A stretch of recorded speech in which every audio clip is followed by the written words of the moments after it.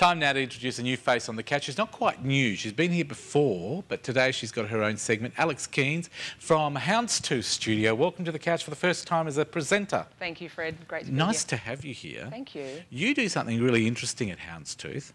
We do. Tell us what it is. We have a professional pet, animal and wildlife photography studio. Photograph about 1,200 animals each year, and we're based in East Perth. Basically, we do pets and wildlife in the studio using artificial lighting. So this is where, say I've got a cat, and I really love my cat. Well, I hope I do if I had one. Yep. But I'd come to you and say, look, I really want to do a really nice, like glamour photography for humans. For pets. You do it for pets. Pretty much. We call it magazine-style quality. So it's really polished. It's beautiful full-colour shots in a studio. And I also have a wildlife component that I do outside using natural light as well. So a bit of both. Do you ever get animals that are out of control? Great question. Interestingly, I get asked the most, how do you make them sit still and how do you pose them? You don't and you don't. They pretty much do whatever they like. Really? So, and you just photograph it at the right spot? Pretty much. I think my job is to catch those moments where they're doing a certain face or expression, and it's usually split second, and it's usually very, very fast. So if say I wanted to have a snake and I wanted to, do you come up with a theme and all that sort of thing for me, or do I have to tell you what I want? I think people come because they see my work and they like the style of it, and the design of it, so I kind of go with that. So bring a snake in, I photograph it on a white or a black backdrop, and it's just certain poses that I know look good. What's your background, Alex, to make you a great photographer? Well, it's actually 19 years with government in policing firstly and then airport auditing, so it's a very enforcement... Behind a camera? No, not at all. Okay. No, as a police officer and auditing airports. airports. You were a police officer? Yeah, I was for 14 years. I thought I liked you. Thank you. You still have friends in the police force? I do, yeah. I do. Oh, and lots I love of clients. you now. Yeah. And, want to get married?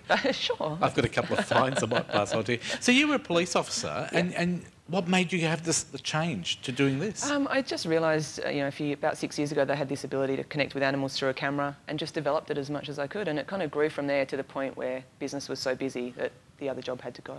Fantastic. So yeah, I do this full time now, which is So great. is there a limit to what sort of animals and how many animals you can photograph? No, I do everything. You name it, I've probably photographed it. So in the studio, bilbies, penguins, dogs and cats. What's the biggest thing? Have you ever done an elephant? Or I have outside, not in a studio. Yeah. Biggest thing in a studio was a horse. Wow, how did you do that? With great difficulty and very quickly.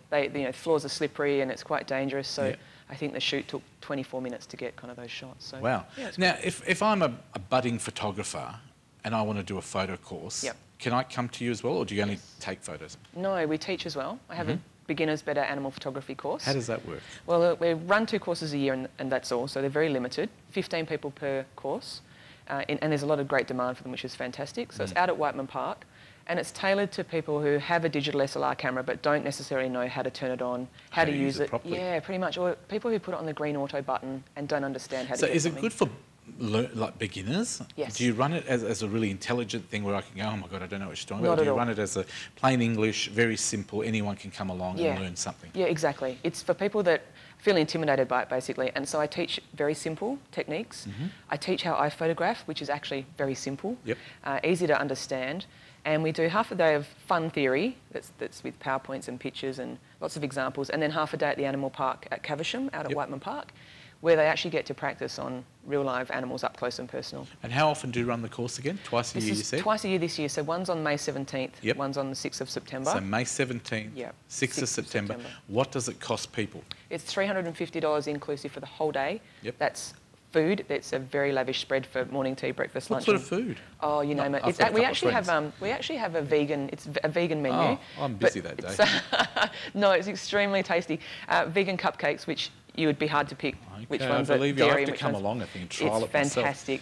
Just to cater for a lot of vegetarian clientele. So everything is, you're really catering for everything. You got pretty much, yeah. And it's 2 courses, so they're very limited. How many people can go to a course? Only 15. So there's lots of one-on-one tuition. And the feedback on it so far has been that 100% of participants improve their photography throughout the day. At the end of the day, they were very happy with what they got for that. All right. Tell me about the exhibition. I know we need to wrap up, but tell me about the exhibition that you're running. The exhibition is called Cambodia Wild. It's our big fundraising exhibition this year. It's held on the 14th of June in Alfred Cove at a function centre there called Tompkins on Swan. Basically, I went to Cambodia in February with my business partner, Deborah, and we photographed at the Nom Tamel Wildlife Rescue Centre, an hour and a half from Phnom Penh. There were elephants, tigers, deer, binturong, slow loris, you name it, pretty much all the Asian animals were there, and we photographed them. So running a big exhibition showcasing the 60 best images, they're uplifting, beautiful images, so they're not traumatic or scary shots, they're really I guess, inspiring. How many images? 16?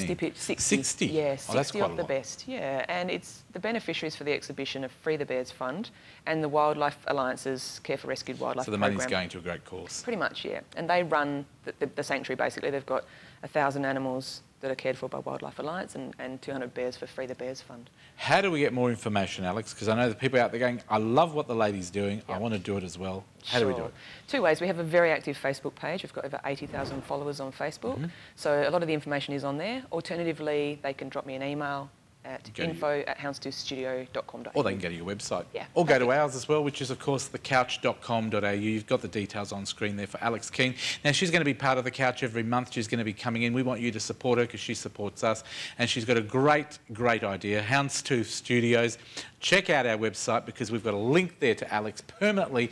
You can click on Alex, well, not Alex, but a picture of her logo.